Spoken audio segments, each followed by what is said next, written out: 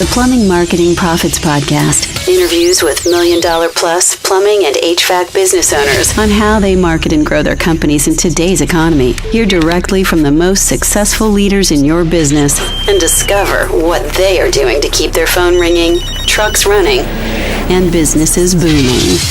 With your host, Josh Nelson. Well, hello. This is Josh Nelson with the Plumbing and HVAC Marketing Podcast, and I am super excited today to be interviewing Josh Kelly from Parker & Sons, arguably one of the largest plumbing HVAC home service companies in the United States. And Josh is a really strategic person at the company, handles a lot of the marketing initiatives, and I recently came in communication with him in the Plumbing and HVAC Marketing Mastermind. And he also runs a really cool review platform that a lot of our clients use and get great results from. And he kind of put out into the ether, look, my company is on pace potentially to do $100 million this year. And I was like, man, that's what this show is all about. It's about interviewing the best of the best, the people that are really making things happen. So I am super excited to have Josh with us today. So Josh, thanks so much for joining us. Yeah, no worries. And I don't know if you're getting the best of the best might be an exaggeration, but I'm great at stealing ideas and executing. So I'm good at some things. We'll call it that. They say the best marketers are thieves, right? They take the best ideas and they execute.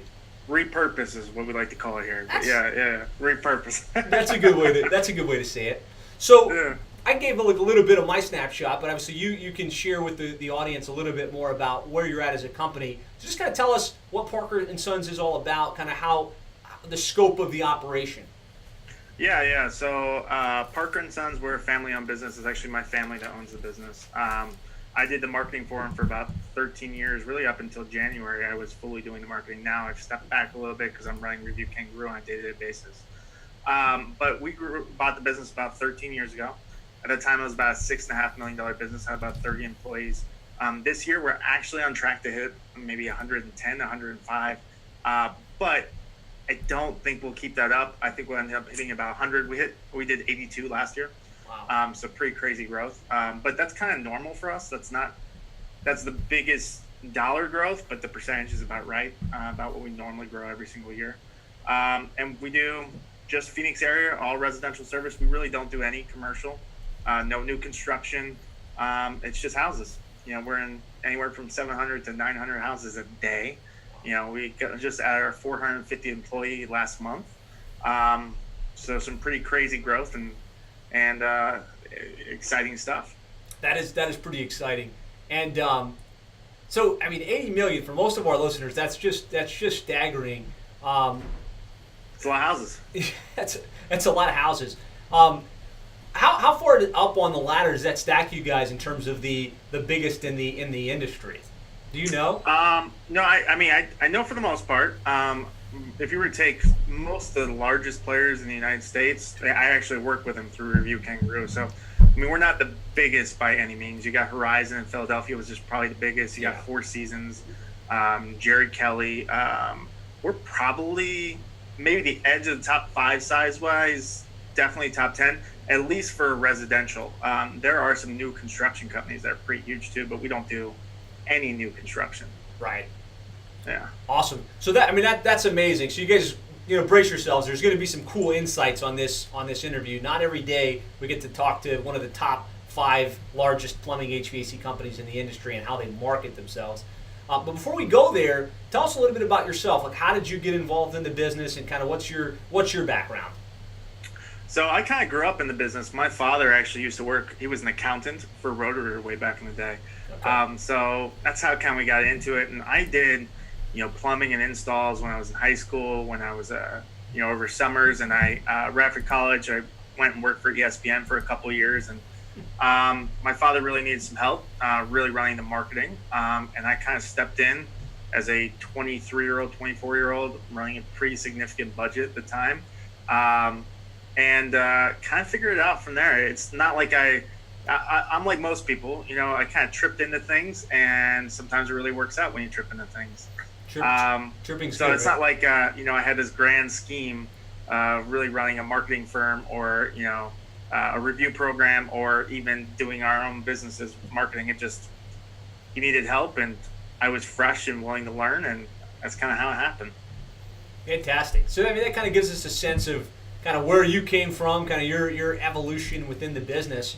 Let's move to the topic at hand, which is how in the world does a plumbing and HVAC company do enough marketing, enough lead generation to produce $80+ million per year in revenue? And the way that this podcast is structured, the way that every interview flows, is there's really three key elements to marketing.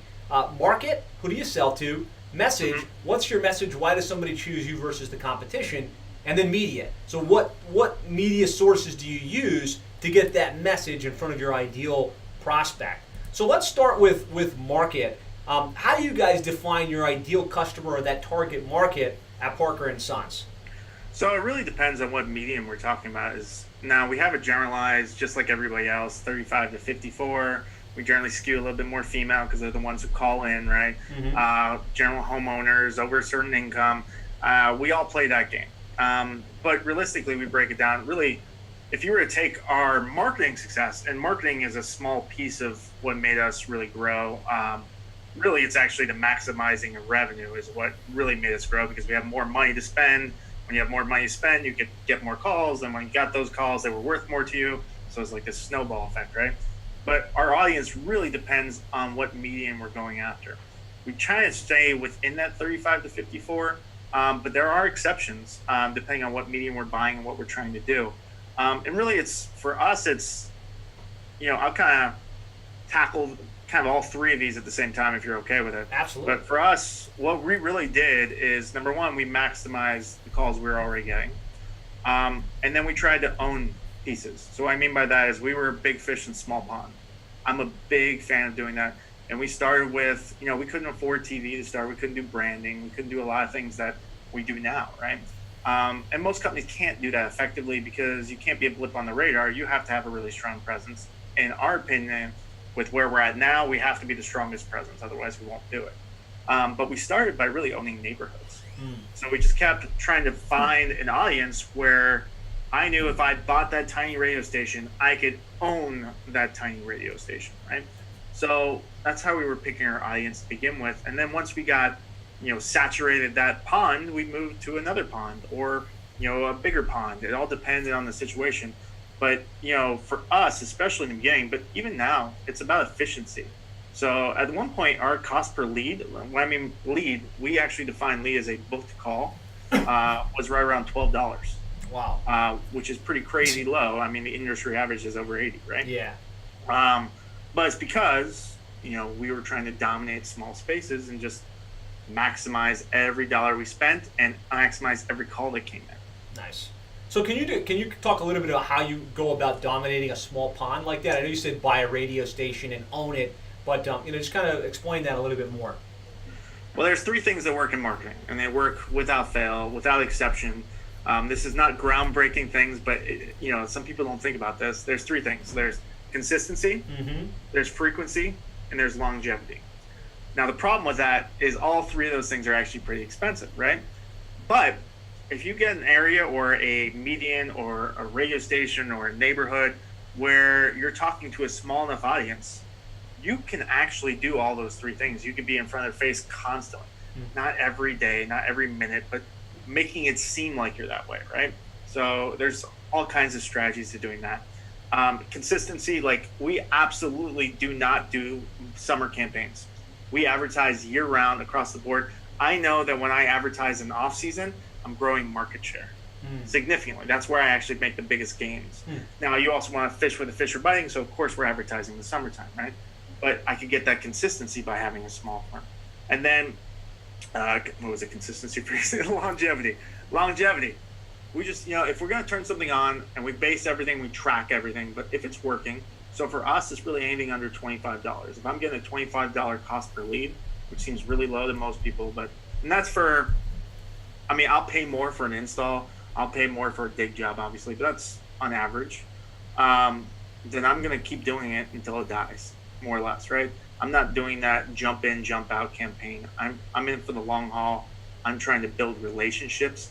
And when I talk about owning a neighborhood, owning a radio station, I don't mean just buying a really comprehensive schedule. I mean, I have a relationship with them. hey, they better be using me personally. Mm-hmm. They better be talking about us. We better get extra promotions. I'm going to leverage that relationship to actually gain access and viewership, right? Nice. Powerful stuff. And one of the things you mentioned earlier that for those of you who are listening, make sure you write this one down because it's that important, is that the companies that can afford to spend the most to acquire the customer always win, right? And so he led with, not I'm trying to spend the least amount in advertising. It was I'm trying to figure out how to maximize the revenue on a per customer basis so I can afford to spend more to acquire them. Can you talk a little bit about what you guys have done to increase that average transaction or that average value per customer? Yeah, really, I mean, there's a lot of things. We focus a lot, and we do probably, realistically, we probably do more training than at least anyone else I've visited in the United States. And I've visited hundreds of companies. That's why we're so good, is because I've repurposed ideas, right? Yeah. So training's part of it. So we actually have a higher average ticket than most companies. We don't charge, our pricing is not, I would say it's slightly above average, but nowhere near where some people are. We're not charging crazy rates. We're charging a fair wage, but we're good at talking about things. We're good about ending with opportunities. We're excellent at cross-selling. So anytime someone calls in for, HVAC, you better believe at the end of the call, we're going to ask about plumbing problems. Hey, do you have any leaky faucets? When's the last time you had your water heater drain flush? Which, by the way, no one ever does, right? Well, we can have a plumber out at the same time. Or simple things like adding a tune-up to a repair. Most companies do not do that. Imagine this situation, someone calls in, they have a repair. By the way, when you're doing a repair, you're doing like 80% of a tune-up anyway. So, hey, instead of just leaving it as and sending out the repair, hey, while we're out there, why don't we do a tune-up at the same time? We'll do it right then and there. Now, we are running a special. Normally, it's $99. Right now, we're going to do it for $69. So I'll build an extra hour into that call. So we could go ahead and do a tune-up and make sure warranty is still valid. Now, what I've done there is increased every single call by $69. Yeah. Right? And it's a bunch of small things like that, and it adds up over time where I can outspend everybody else. I don't generally. We're actually not the biggest spender in Arizona by far, but because the way we've done it and the consistency and how long we've been doing it, we are absolutely the highest top of mind company here in Arizona. But I mean, there's companies that actually spend almost double what we do, even though they're, half or 2/3 or 10% of the size. Wow. So, I mean, one of the keys that you just talked about there, and I just want to kind of bring it back to the fore, is that it's having an aggressive marketing strategy, but also focusing on training. Because it sounds like you really understand if your CSR converts at a high level, that means every lead you get is going to be worth more. And then really hyper training the technicians so when they get into the home, they know how to identify opportunities, create a larger ticket, and then cross-sell, because you're not just plumbing, you're not just HVAC. Yep. Ideally, every HVAC lead becomes a plumbing lead. Every plumbing lead becomes an HVAC opportunity or customer. Absolutely. And a lot of people don't think we call them CCRs, but CSRs, it's all semantics, right? Mm-hmm. They don't think of them as a profit generating center. They are if it's set up properly. We have CCRs, people who answer the phone, that make $100,000 a year because they sell so many maintenance agreements. They cross-sell so much. That is a lot of money for answering the phones. And it's not like they just answer the phones. They're calling out. They're really active, right? But that is a ton of money. But it's not just CCRs, it's absolutely making more money in the house. It's getting referrals from a large percentage of customers. We have an automated system for asking for referrals. It's cross-selling on the phone, cross-selling automatically over email, text. It's asking for reviews and generating not that one-to-one referral, but that 1 to 1,000, right? Mm-hmm. And just making sure that we're staying in contact with customers. I don't know, realistically, I don't know anyone else besides us that has a long-term nurture for customers. You know what long-term nurture is, but essentially, hey, we stay in touch with customers, not through a newsletter, but through customized emails every single month, just checking in, not selling anything, not pushing anything, just trying to stay in front of them. So when they do have an issue, guess who they're more likely to call? Who's going to stick out more on a Google page, right? It's us. Yep. Absolutely. So powerful stuff. We talked a little bit about the market, the who you sell to. Let's talk a little bit about the message. So how do you uniquely position Parker & Sons so that somebody should choose you versus the competition? Yeah, so if anybody, I know we had a couple of people here in Arizona that are on this podcast as well. You've seen our commercials. We go after, there's three things you can advertise in our industry, right? Three things, period. Well, you can do crazy stuff, but three things that work. There's speed of service, which a lot of people do that, right? It's quality of service, or it's price. We don't want to compete with price. So we don't compete with price at all. A lot of people do, and there's nothing wrong with that. It's just not what we want to do. We somewhat compete in speed of service, but not realistically. What we really focus is on quality. So we actually create what we call a melding campaign. So this is actually an idea I stole from a pizza company in Cincinnati years and years ago. I'm actually originally from Cincinnati. I don't know if you can see the Reds jersey back there. But what it was the worst pizza delivery guy. So I actually had an epiphany. Like, here's the truth. We're like car mechanics. We're a grudge purchase. No one wants to do business with us. I've never had a customer be like, oh, I want some shiny new pipes, right? That just doesn't happen. It's true. So they never want to do business with us, and they generally don't trust us as an industry because there's some people out there, and there's been all kinds of stings, and there's a lot of reasons for that, and I'm not going to go into that. But we decided to tackle it head on, and we use what we call a melding campaign. So it's actually common verbiage here to call someone a Melvin in Phoenix, and you have no idea what that is, but anybody from Arizona knows what that is because we branded the crap out of it. And it's basically, this is the person you don't want in your house because that's what people were thinking anyway. So we tackled it head on. We had this goofy character that we came up with that was the anti-Parker and Sons. And then we would follow up with a family message, a caring, we care about you, we're the quality guy message, but by us saying essentially, hey, there's companies out there that would do something like that, but not us. We're going to do this, this, this, this. And we're essentially tackling exactly what people think anyway. So that was kind of our concept. Now we're actually, moving on to some new advertising here soon, a new campaign, but we'll keep that under the hat for now. I like that. So the idea was you recognize that people don't want to deal with you. It's more they just have to get it done, and that they don't trust you. So you led with what their expectation was, right? This goofy guy, which I'm sure I can find one of these ads somewhere, and I'll post it on the page so you guys can get a sense. And that's the unique message that resonates with that customer because it catches them off guard. You're not just coming in and saying, hey, we're the good guys, we're going to show up on time. You got to be memorable. It's all about memorability. That's really, in advertising, and especially mass and brand advertising, it's the only thing that matters is memorability. It doesn't matter if you have a great message, they don't remember it, it's worthless. If you have a horrible message, but they remember it really well, it's still actually pretty valuable. Obviously, you want both. but yeah, that's essentially what we did, and we've done some pretty creative things outside of that too.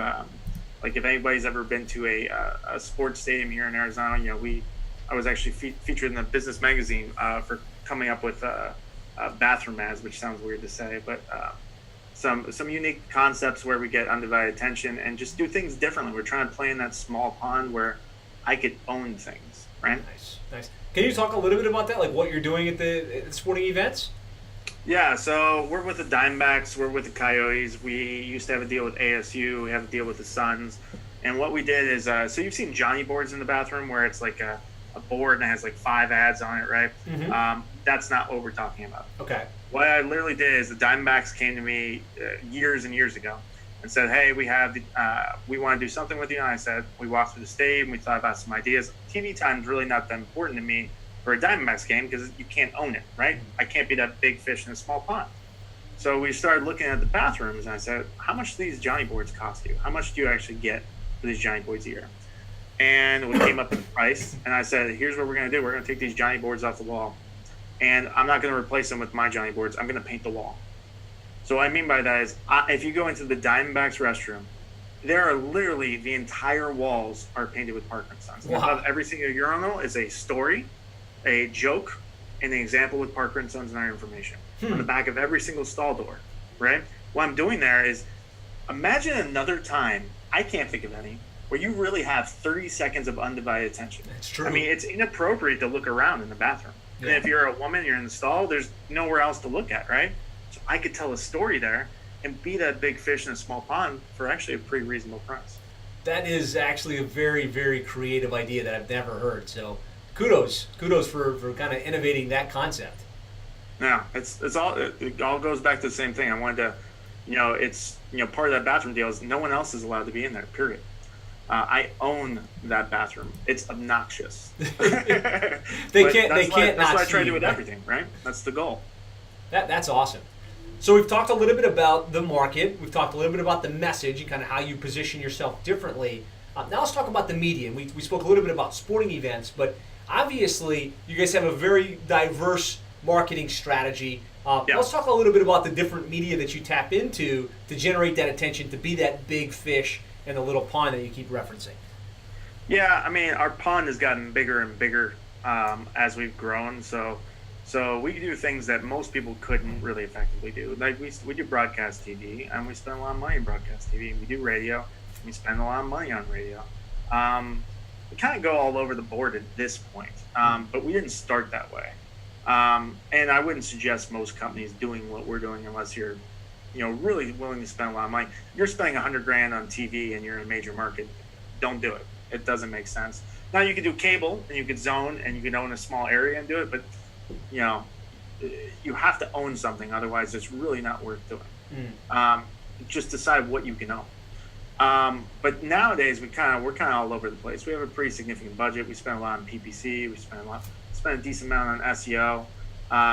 We do TV. We do radio. The only thing we really don't do is direct mail.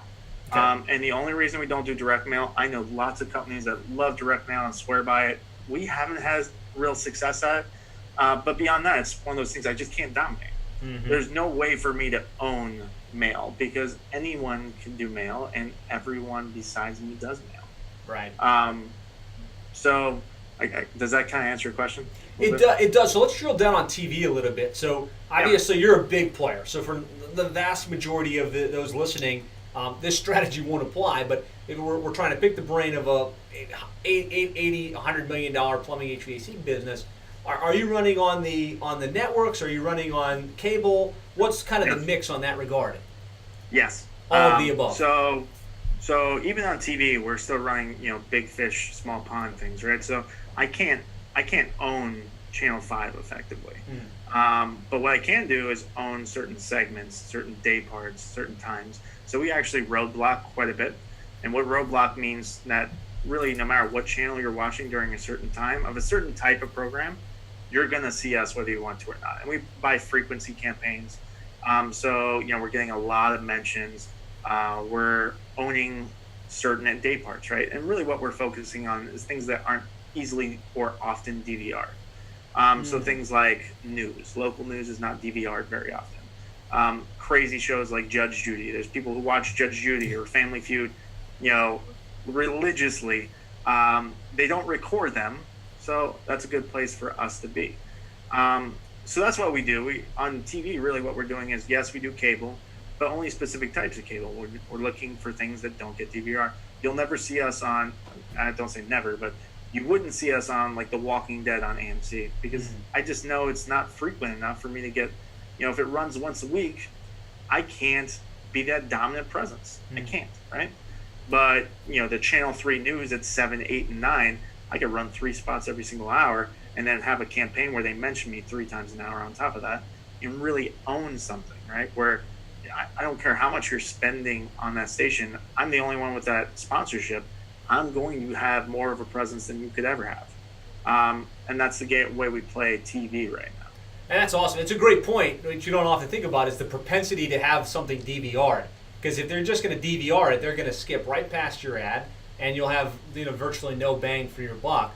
So that's a great insight. Yeah, so a lot of people really don't realize, especially in our industry, there's really 2 numbers they're going to give you. So, you got your Nielsen numbers or whatever program they're using. Most people on TV use Nielsen. But when that TV station gives it to you, they're generally giving you a +7 number.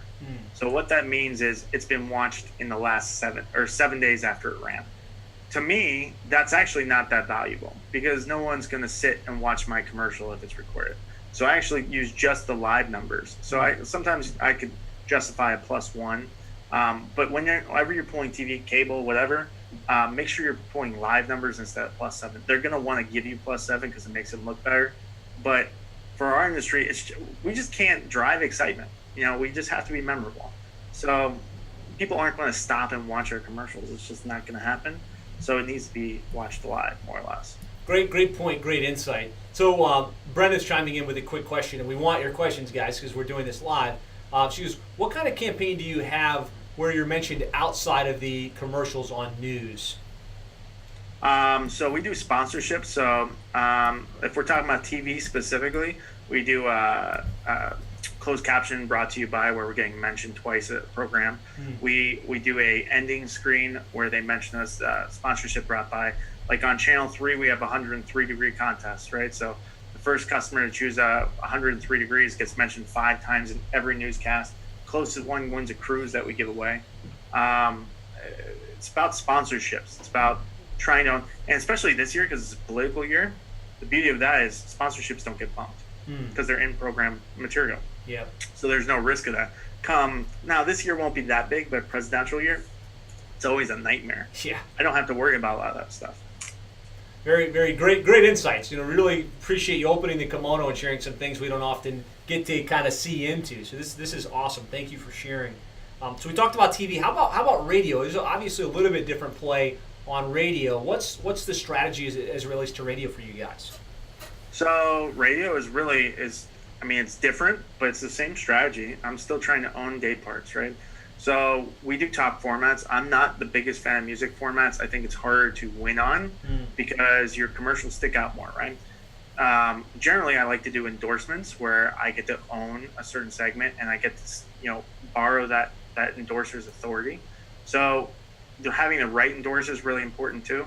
You have to choose someone who's not necessarily controversial, but someone who gets attention and someone that you trust. Like I've seen people do like Steve Nash, I wouldn't do Steve Nash because you don't really know anything about Steve Nash except the fact that he plays basketball. But a political, someone on a radio station that talks politics all day, they know everything about him. And if they like him, they trust him, right? Mm-hmm. So you get the right type of endorsement. And then at the same time, we do sponsorships. So we might do sponsor the weather material. So we're going up every 30 minutes for 15 seconds where they talk about us, right? Or, we do live reads, all things where we could try to own stuff. So it's the same strategy, just you're implementing a little bit differently. Excellent.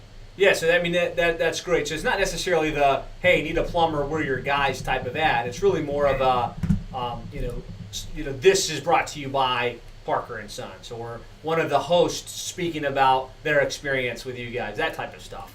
Yeah, and the key for radio is actually really, really effective right now, and not just for me, but for people across the United States. And the way to make it effective is to leverage that relationship. So like that cruise promotion I said with the 103-degree contest, we don't pay for that. We're giving away a cruise, which costs very low compared to the actual spots. But, staying in front of them, having them talk to you. By the way, when it gets cold outside, and here in Arizona, no one insulates their pipes, so pipes freeze and they burst, right? Not very often, it's Arizona, but you better believe they're calling one company to do that interview. Every TV station does it. It's me. Because I make sure I'm the first call they make for everything, right? If it's a hailstorm, whatever it is, I'm leveraging that relationship to make sure I get as much access and promotion as I possibly can. Fantastic. So that's broadcast. Obviously you guys have a pretty proactive broadcast media play. Anything with, so there's two things outside broadcast that, anything with like satellite radio or internet radio that you guys have been testing and seeing results with? We tested pre-rolls. I think pre-rolls will be really effective in the future. We haven't had a lot of success with it. Okay. I don't know anyone who actually has yet, but it will become more and more prevalent. But no, we don't. Like we've tried, Pandora, we tried Spotify. It's just voice. It's share of voice. I physically cannot possibly buy enough spots on Pandora for me to be dominant. So it's a place we tested pretty significantly, but we never really saw the results. Okay, so it kind of disappears into white noise because there's so many other people hearing it that it's not. Because in Pandora, you're only allowed to buy one spot every other hour. So how many people really listen? Consistently. It's generally your drive time, right? So I'm not even catching every day, more or less, depending how much you drive, right? But if I'm not catching someone every day with a 30-second spot, and that's the only thing I could do, it's pretty hard to really stay top of mind. Got it. Makes sense. Billboard ads? You guys do any of that, or does it not make sense in your market? Yeah, we do billboards. But here's what I would say about billboards. I love billboards for us, but only because I've spent a lot of money building the name and recognition. We actually have a really creative baby campaign right now, which is working really well. But I would not suggest billboards for someone who doesn't have, I'm not under the impression that, we're this gigantic name, right? We do have some good, aided recognition meetings. So if I said, hey, you ever heard Parker and Sons? People would say yes, at a good percentage. If I asked, do you know a plumbing HVAC company? Very few people would say Parker and Sons, right? And realistically, as crazy as it sounds, we'll do 100 million this year. We have about 5% market share. That's it. Wow. So maybe that's 95 out of 100 here in Phoenix wouldn't even use us. So think about that, how big a market that is, right? That's unbelievable. Yeah, but billboards, I think billboards can work really well depending on your business, depending how creative you are, and really how well your name's recognized. It would not be my first thing by any means. Got it. Makes sense. So we talked broadcast, we talked some of that other stuff. You mentioned internet and SEO. We'll talk a little bit about that. But are you still active in the yellow pages there in Phoenix, or is that kind of gone by the wayside? I still am. Okay. But more specifically, it's the same thing. It's about efficiency, right? So here's what happened with the yellow pages. Yellow pages started losing readership, and a bunch of advertisers dropped out. So even though readership was going down, the competition was going down. So I ended up having a stronger presence. Now we do play the A game, so we're not doing those double truck ads anymore. We're doing in-column ads. We're guaranteeing first position. We actually have literally the business license A, so no one could be possibly alphabetically in front of me. But yeah, it's still, yellow pages, especially in retirement communities or older areas, one of our best bang for bucks. We have an under $10 cost per lead. That's awesome. Yeah, and it's funny, I hear so many people say, just based on their sense, that people don't look at yellow pages anymore, that it's a dead medium and it's not worth spending money in.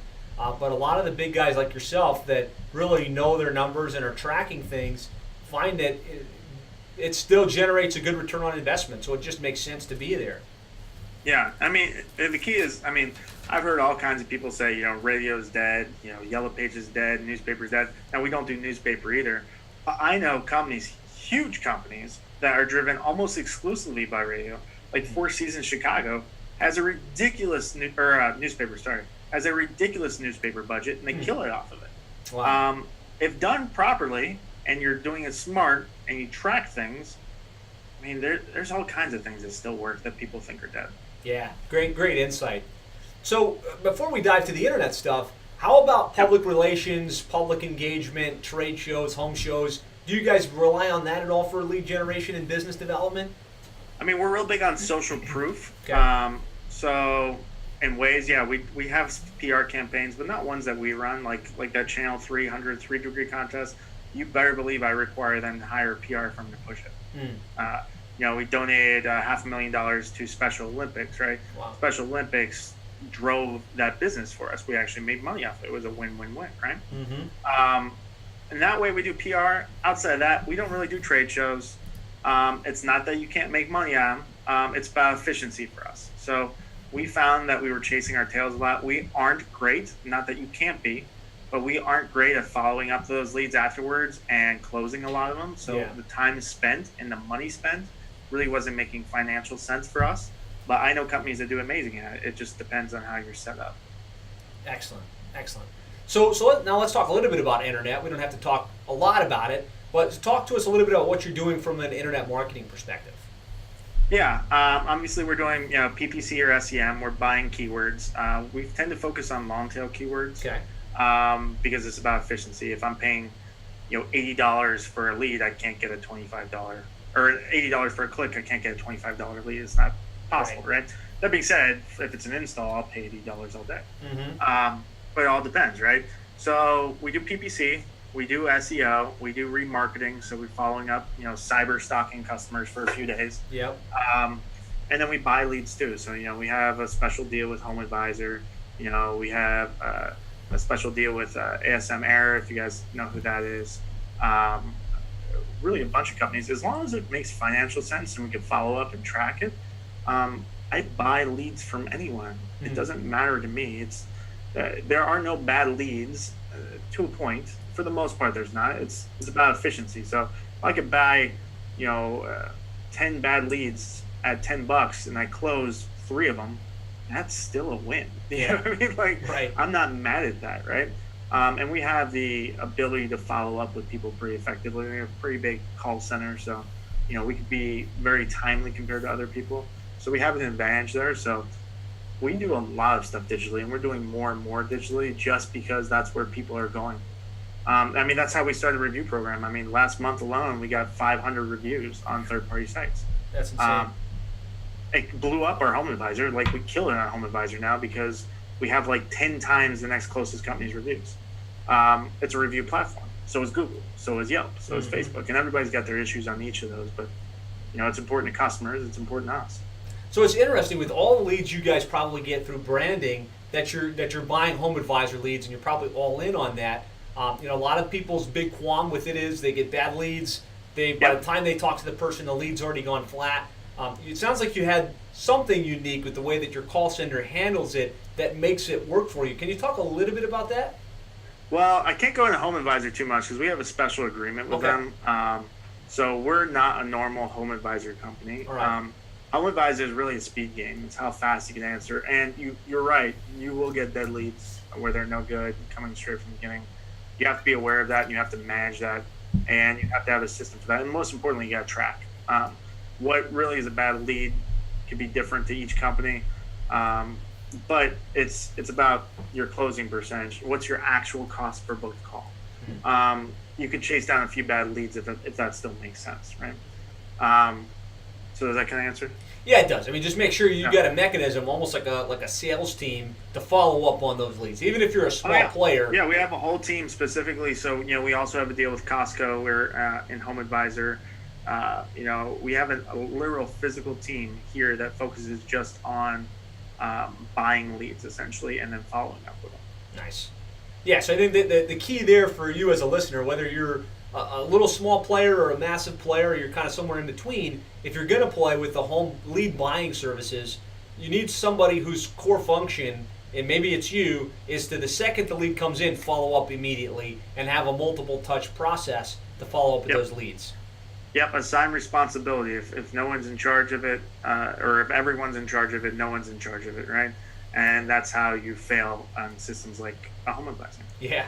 So 2 quick follow-up questions on this, because we're I think that this is going to be interesting. Obviously, and you may or may not be comfortable talking about this, but you guys spend a lot in advertising. I'd be curious to say, as a percentage, how much do you guys reinvesting in advertising and marketing? Well, what I do is not what I would suggest for other people. Okay. Ours is really low, actually. Okay. So ours is about 4 to 4.5%. Okay. Has it always been at that number, or was there a point in time where you had to spend? No, at one point we're all the way up to 6.5, but we've never been that aggressive at spending marketing. What we're really aggressive is maximizing the value of customers and being really efficient with that marketing. By having a tighter budget, it forced us to, we hired people. We had to keep them busy. We didn't change our budget to do that. We got creative. Yeah, and kind of do the math, right? 80 million, 4.5. There's a massive budget there.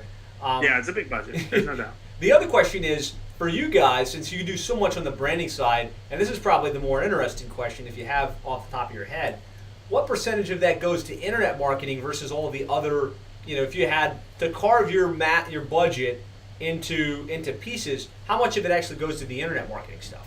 About a quarter. Okay. About a quarter goes into internet. 25%. Yeah. Okay.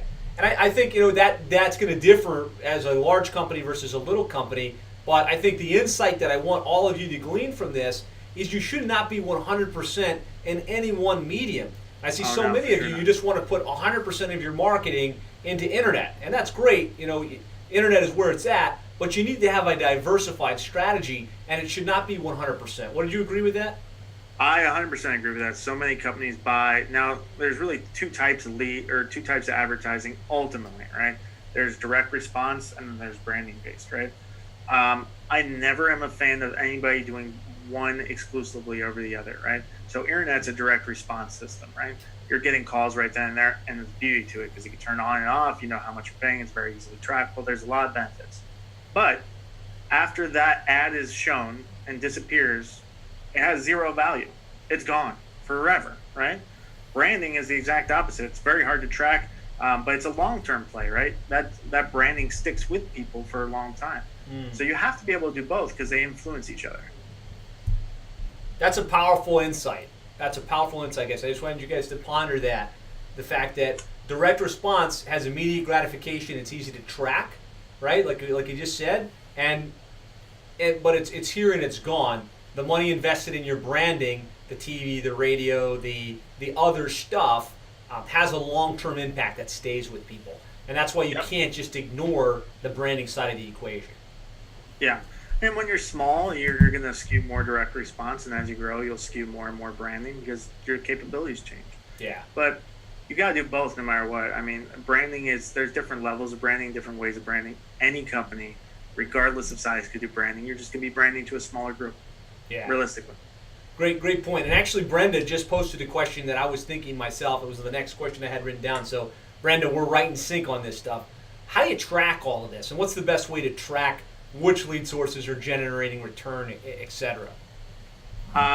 So there's a lot of ways to track. In general, we use tracking numbers for almost everything. Now, we don't do it for branding campaigns because we have a branded phone number.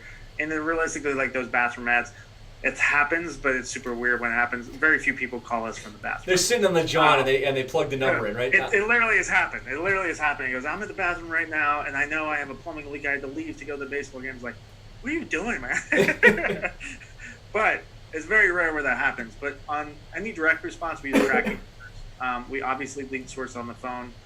We use a company called, I don't know if you're comfortable me dropping this, but a company called Service Hook. Okay. That records all of our calls and then scores them and grades each CCR. Okay. On whether they left opportunities or not. That's kind of an international company. I don't know if you want to do that or not. It all depends what you want to do. But you need to be listening to calls at some point, right? At least at some level. And it's just tracking calls. We literally track actual physical calls.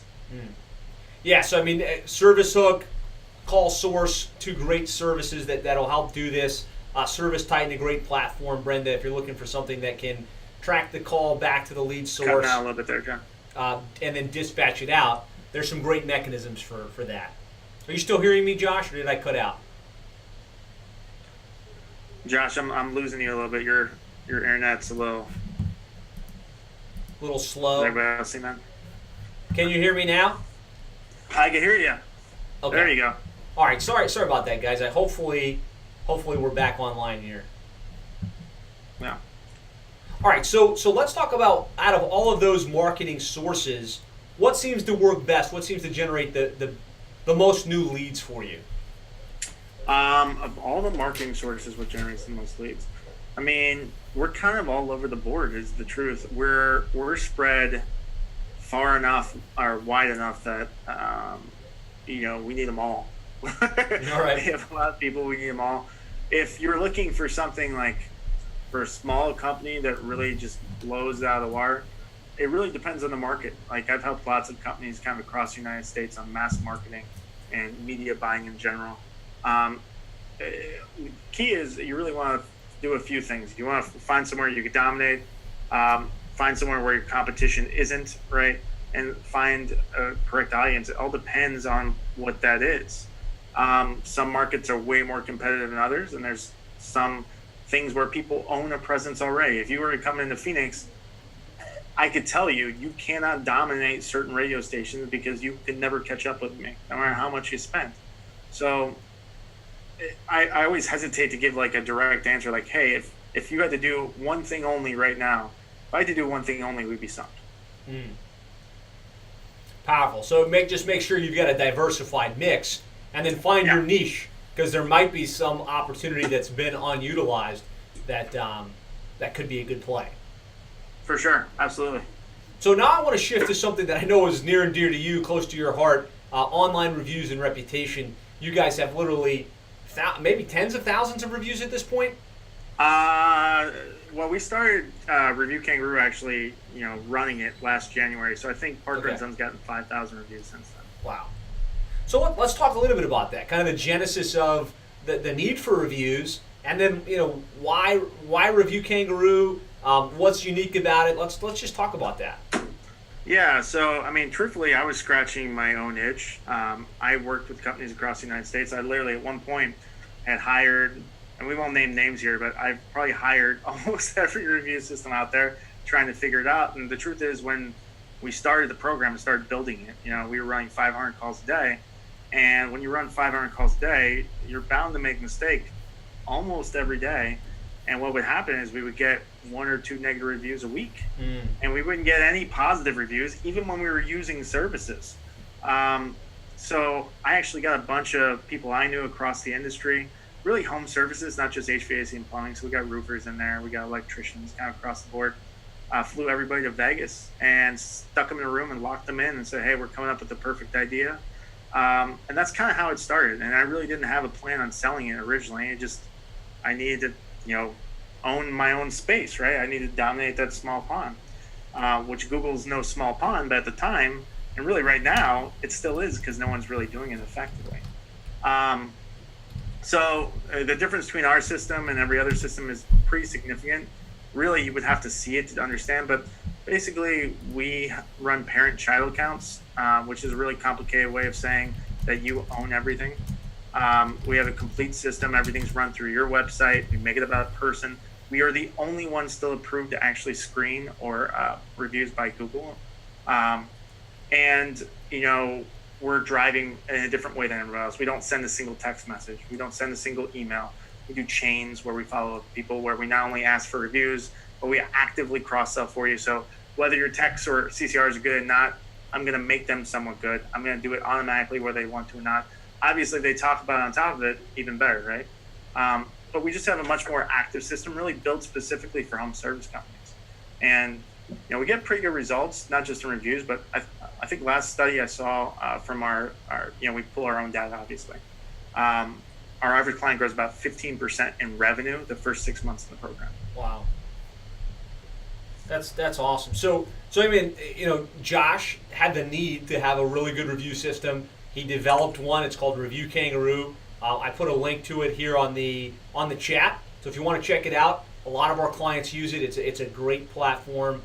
There are some really unique things about the way that the system requests the review that result in less reviews getting filtered and unaccepted by sites like Yelp and Google and Facebook. So that's pretty important, especially with all the new changes in those review sites. You need online reviews. You need to be able to get them consistently. So it's worth checking out. Obviously it's working great for Josh, and it's working great for a lot of our clients.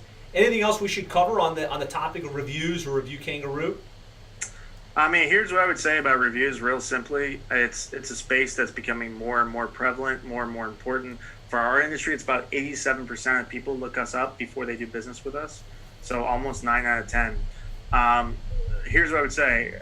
I personally, I'm a little biased, but I've seen the results from everybody else too. I know we have the best system for home service companies, but if you don't want to use us, use somebody, do something. The last thing you want is to be falling behind on something that is so important and is really groundbreaking for our industry.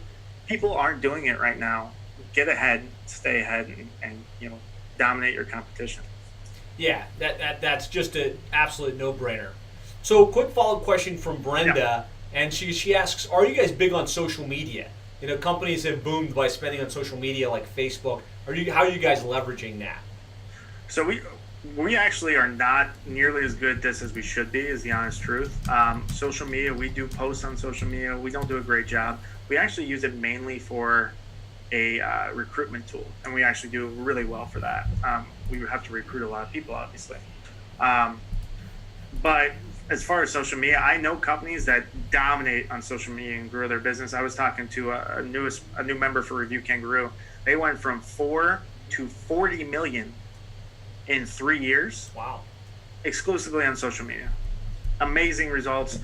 I can't repeat those results. I've tried. I haven't figured out a way to make social media work. I know a lot of people do though. at a certain size and a certain scale, we're just like everybody else. We have strong suits and we have weak suits. Social media is definitely one of our weaker advertising tools. Awesome. But I'd love an introduction to that, whoever that contractor is, so I can pick their brain and possibly have them on the podcast. Yeah, for sure. Absolutely. Okay, great question, Brendan. And guys, if you have follow-up questions, right now we're still live. You have a unique opportunity to get an amazing marketer's attention and kind of get his feedback. So post your questions if you have them. One of the questions I always like to ask as we get to kind of the close of these interviews is what is it, what training organizations and groups have been helpful for you to kind of accelerate the growth of your company and get to where you're at today? I mean, we do a lot of our own in-house training, and we hire people for training. Like we are Nexstar members. Realistically, we were fairly recently Nexstar members, and we don't use that program as well as we would. We're on the board for EGIA. We had grown some from them, but realistically, to be 100% honest, I'm not that normal business. I actually think there are some amazing groups out there that really grow people's businesses. I learned by visiting. And now we do something called a jam session too. If anybody wants an invite, maybe we could send it after this. We actually have, what we did is once we got to a certain size, I went from stop visiting businesses, and I visited hundreds, to literally having them come in to our office. And we have 5 to 10 companies, generally pretty large, and we rotate most of them out, and we talk about a topic and share ideas. We actually record those now. We do presentations, and we actually sell those to companies if you ever wanted to join that. But that's really how we kind of grew and repurposed ideas, is face-to-face interactions with other business owners, with other home service companies. We were never very good about using a training group necessarily. So and that being said, we're an old Blue Dot company. We have, if everybody knows the industry, I mean, we got a lot of stuff from that, and that was our basis, right? Okay. And, if anybody knows anything about Blue Dot, love her or hate them, if you were to take the top 25 companies sideways in the United States, probably 20 of them are old Blue Dot companies. So something was working.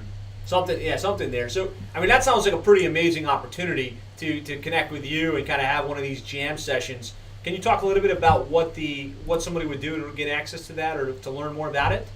I could probably send you a link right after this. Okay. Essentially, we give away one for free for everybody just to check out and to learn. Okay. It's kind of our story and how we grew from 6 to 80 million when we cut it last year, or earlier this year. 6 to 80 million. And then essentially there's a sign-up page right there, and we do a monthly webinar once a month where it's an actual business owner. It's a home service provider pulling back the curtains on their own business and sharing what made them grow. And the key there is it's actionable information. I personally, I go to a lot of conferences and stuff, and I never like it's all, theoretical, high and up in the clouds thought process. And to me, that's just not as helpful. So everything we do, you watch a jam session, we'll give you the free one. I guarantee you'll have 5 to 10 things that you'll try to execute that week. That sounds really, really cool. And so I'll make sure each of you guys that are on live or watching this after the fact, there's a link on the page where you can learn more about that. Yeah, for sure. Absolutely. I saw a question from Bill here. Do we want to tackle that? Absolutely. So Bill's question is, do you give free estimates on-site or over the phone, or have a trip charge up front? Yeah, we never give pricing over the phone. Ever, with the exception of tune-ups. We never charge a trip charge. I'm not a fan of trip charges, but let me explain that. Trip charges are a way for a customer to essentially tell you no. I don't want any reason for that customer not to do business with us. So some companies do charge a trip charge just to come out. And I think that's personally crazy. We don't do that. Now, what we do have is a small diagnostic fee. Now, it's $69. But the beauty of that is if you do any work at all, by the way, you need some work done, we'll go ahead and waive that. So it literally costs us nothing to come out. So what I've done is overcome the objection there, because now it's free. Now I'm doing a $69 diagnostic, and sometimes I have to explain why we do that, because we have to take our tools, and that's the time invested to diagnose your system and give you a firm estimate on wherever the fix is, right? But I've tackled and removed that objection by doing that. So really, we're talking about semantics, or really more importantly, positioning the same thing. right? There is a $69 It's a buzzword, though. diagnostic fee, which makes sense as the buyer. Where a trip charge, what, you're just going to charge me just to show up? Just to come out? Yeah. So there's power in the words and the messaging, and tweaking little things like that can have a massive impact. So great question, Bill. Yeah. He says diagnostic fee. Good, with 2 thumbs up. Awesome.